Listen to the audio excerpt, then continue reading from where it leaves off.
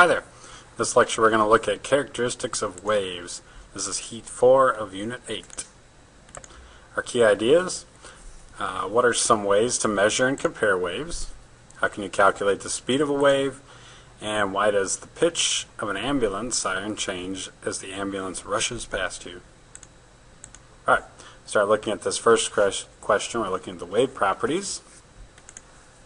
So amplitude and wavelength are measurements of distance. Period and frequency are measurements based on time. So period and frequency are more of a speed type of measurement, whereas amplitude and wavelength are going to be distances. So amplitude measures the amount of particle vibration, and the amplitude is defined as the maximum distance that the particles of a wave's medium vibrate from their rest position.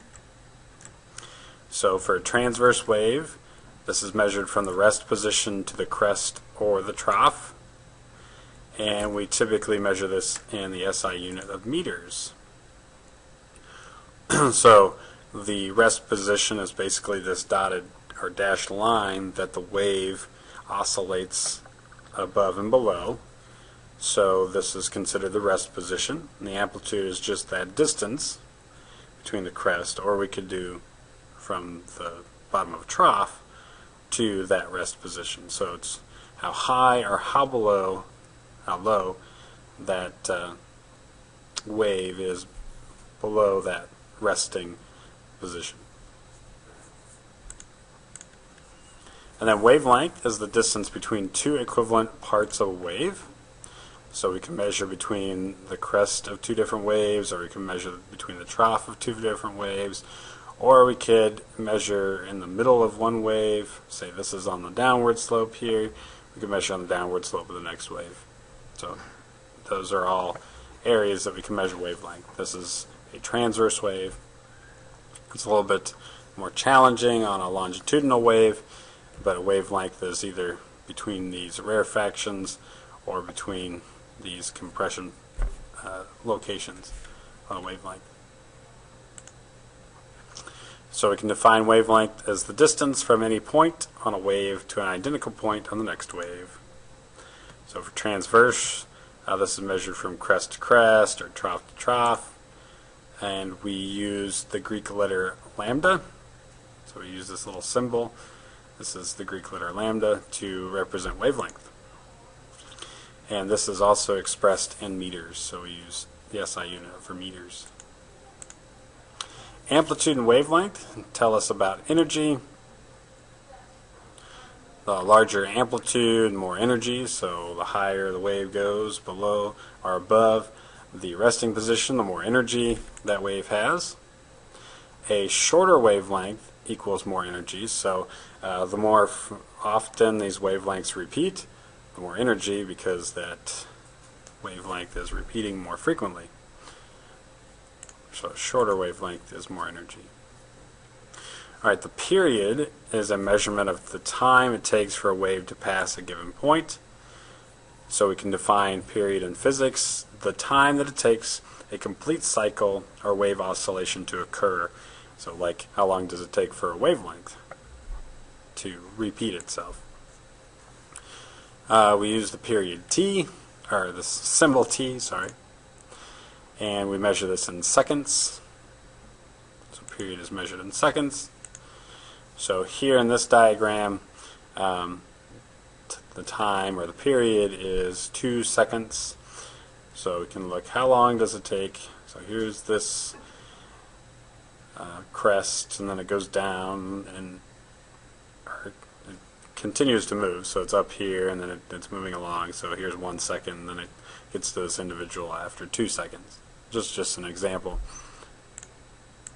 So frequency is a measurement of vibration rate.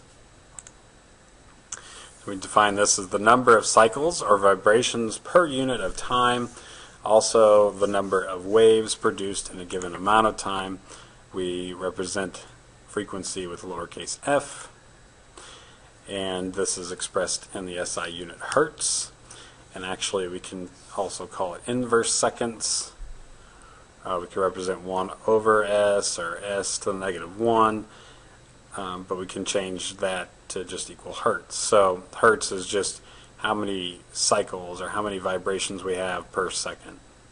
And we change that from cycles to per second to hertz.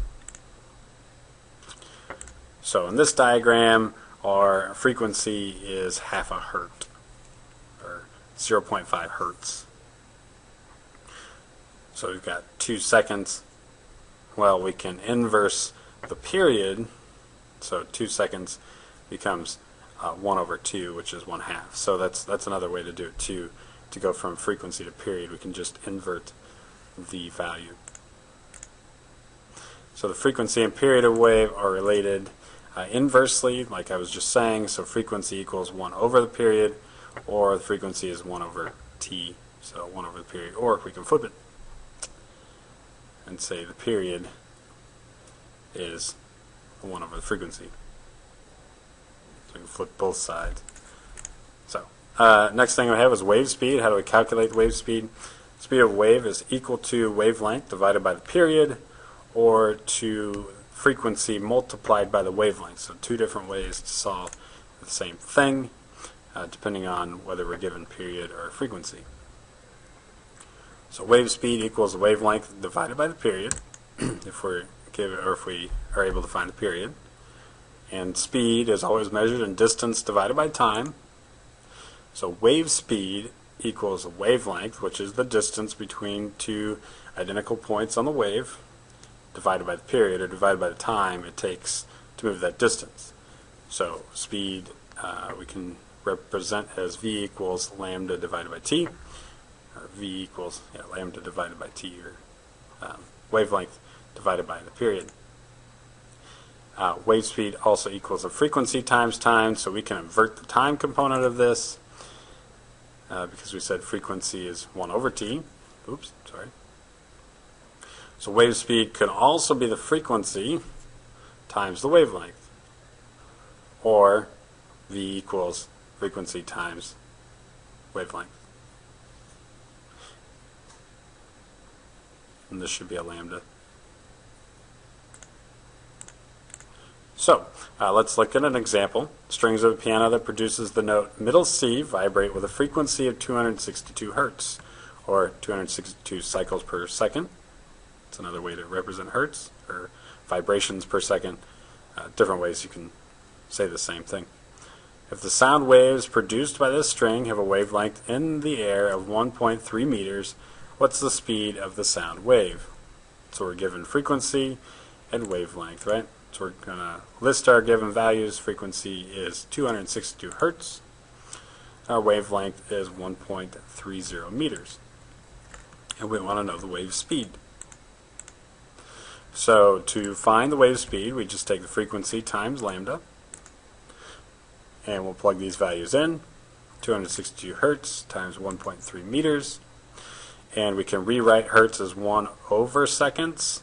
So we basically have meters over seconds. So that's how we get this meters slash s. So the multiplication, or multiplying these two numbers, gives us a product of 341 meters per second as our wave speed. So the wave speed can depend on the medium, so the substance that it's traveling through. Is it water? Is it air? Is it solid surface, the table? So generally, wave speed is greatest in solids and least in gases. So in a given medium, the speed of waves is constant. And then kinetic theory explains differences in wave speed.